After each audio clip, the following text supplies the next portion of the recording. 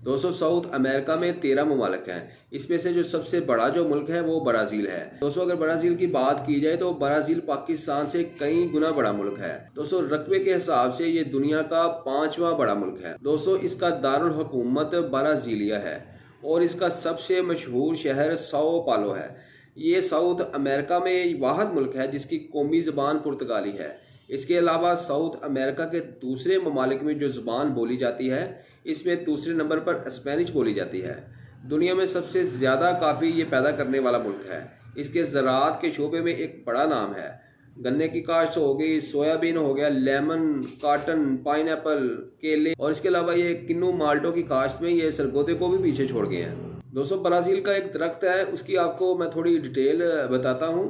Brazil के साहल पर एक दरख्त होता है जिसको पाओ ब्राज़ील कहा जाता था। इस दरख्त की लकड़ी कुदरती तौर पर जो इसका रंग था ना वो सुर्ख रंग की इसकी जो लकड़ी होती थी वो होती थी। इसकी गहरे रंग की वजह से यूरोप की टेक्सटाइल की जो फैक्ट्रियां थी इस लकड़ी को बहुत ज़्यादा पसंद करती थी। साल 2021 की रिपोर्ट के मुताबिक ये दुनिया का 24वां बड़ा मुल्क रहा है जो एक्सपोर्ट में अपना नाम जो है वो उसमें बड़ा नाम जो इसने कमाया है। सैर सियाहत को ये फ़रोग देने वाला मुल्क है। इनका कहना है कि कौमें और मुल्क सियासत के ज़रिए बेशुमार ज़र मुबादला मुल्क में ला सकते हैं, जिसके लिए साल 2015 की रिपोर्ट के मुताबिक 63 लाख लोगों ने इस मुल्क को सैर तफरी के लिए इस मुल्क का इंतखाब किया था। दोस्तों अगर यहाँ की करेंसी की बात करें तो इसकी जो करेंसी का नाम है वो ब्राज़ीलियन रियल इसको कहा जाता है और साल 2024 में ये एक जो ब्राज़ीलियन रियल है इसकी जो कीमत है ये तकरीबन 55 रुपये पाकिस्तानी के बराबर है। दोस्तों अगर महाना आमदनी की बात करें ना तो इनके मुल्क का जो लॉज है, जो लेबर लॉ है, वो कहते हैं कि महाना कम से कम जो आमदन हमारे मुल्क के अंदर लेबर की होगी तो उसके अंदर ये 4 लाख रुपया फी बंदा कमाता है। नौकरी यहाँ पे बेशुमार है। बहुत से लोगों का जो है इस मुल्क के अंदर रुझान है। खास तौर पर अगर सियाहत की बात की जाए तो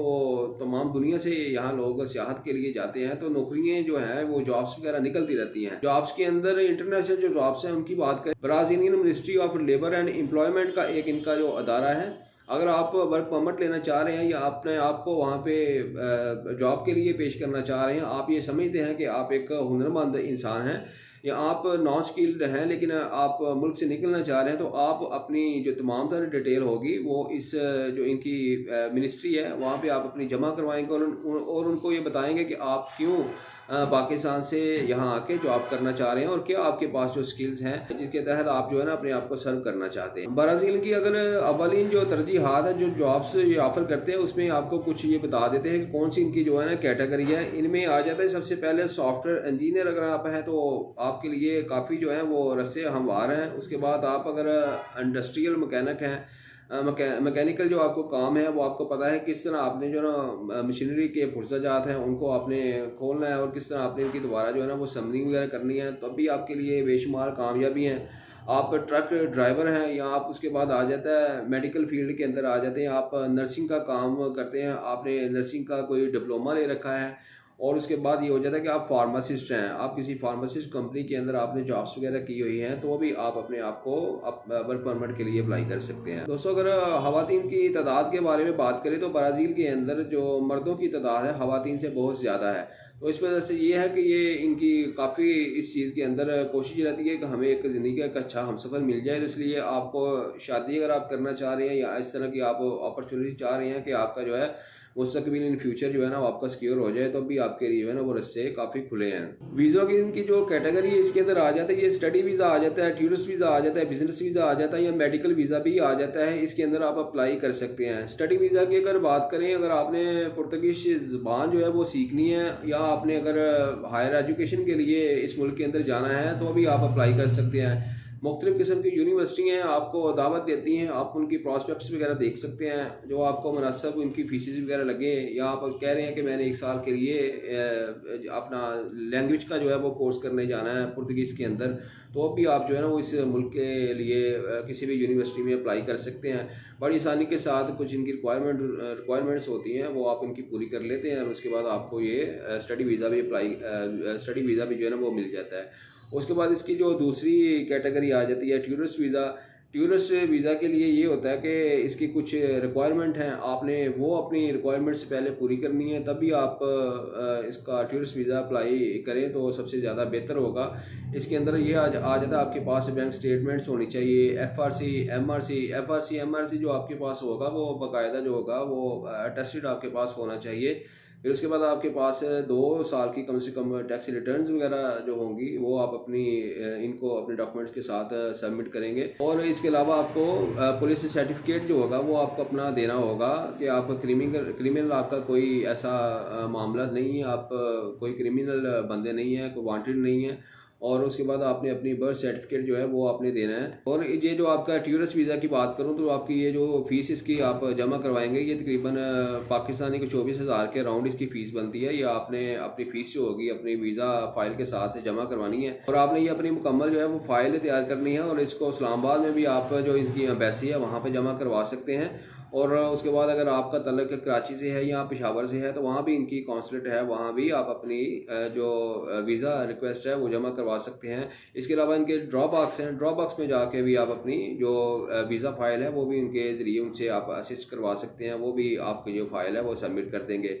मज़ीद आपको एक जो चेक लिस्ट है जो हमने इसकी बनाई हुई है कि कौन सी आपको डॉक्यूमेंट्स वगैरह अगर आप as a tourist visa apply कर रहे हैं तो कौन से आपके पास डॉक्यूमेंट्स होना ज़रूरी हैं, वो आपको ये स्क्रीन के ऊपर चलते नज़र आ रहे होंगे। आप इनको देख लें, आप इसको सेव कर लें, स्क्रीनशॉट ले लें, आप इनको देख लें। जब आप अपनी मुकम्मल फ़ाइल तैयार करते हैं ये सब डॉक्यूमेंट्स आपके पास सीक्वेंस के साथ होने चाहिए, ताकि जब इमिग्रेशन ऑफिसर आपकी फ़ाइल देखता है तो उसके अंदर कोई ऐसा डॉक्यूमेंट्स आपका मिस ना हो और आपको कामयाबी के जो चांसेस हैं वो बहुत ज़्यादा हो जाए। अच्छा, इसके वीज़े की मुद्दत के बारे में आपको बता देते हैं, ये कितनी देर का ये जो वीज़ा होता है आपको मिलेगा अगर आप टूरिस्ट वीज़ा अप्लाई करते हैं। जब आप इसका टूरिस्ट वीज़ा तो उसको अप्लाई कर देते हैं, ये आपको 3 माह का टूरिस्ट वीज़ा इशू होता है। मतलब ये है कि 3 माह तक आप इस मुल्क के अंदर रह सकते हैं।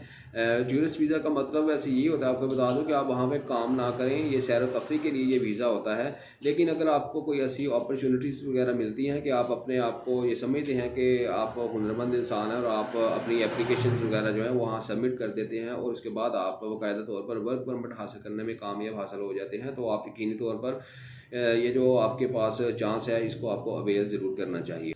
फैमिली के साथ एक मज़ीद एडिशनली आपको ये बता देता हूँ कि ब्राज़ील का जो लॉज है उसके अंदर ये बताता है, ये कहता है इनका लॉज है कि आप अगर आप फैमिली के साथ ब्राज़ील के अंदर आ रहे हैं और अब अगर आपकी जो मिसेज़ हैं वो उम्मीद से हैं और यहाँ आने के बाद अगर उनकी डिलीवरी ब्राज़ील के अंदर हो जाती है तो हमारे लॉज के मुताबिक ये होगा कि वो जो बेबी यहाँ पे पैदा हुआ है उसकी जो नेशनैलिटी होगी उसके पैदाइश के साथ ही यहाँ पे ही उसको नेशनैलिटी भी जो है वो ब्राज़ील दे देगा। दोस्तों, ये कुछ तफसीलात थी ब्राज़ील की कि ब्राज़ील का वीज़ा आप किस तरह अप्लाई कर सकते हैं और कौन सी आपके पास से डॉक्यूमेंट्स होना ज़रूरी हैं जिसके तहत आप वीज़ा जो है वो हासिल कर सकते हैं। अगर आप हमसे अपनी फ़ाइल करवाना चाह रहे हैं तो आप हमसे कांटेक्ट कर सकते हैं, मज़ीद रहनुमाई ले सकते हैं। फ़िलवक्त के लिए इतना ही। अपना बहुत सा ख्याल रखिएगा। एक नई अपडेट के साथ आपकी खिदमत में दोबारा हाज़िर होंगे। Visa stamp consultancy.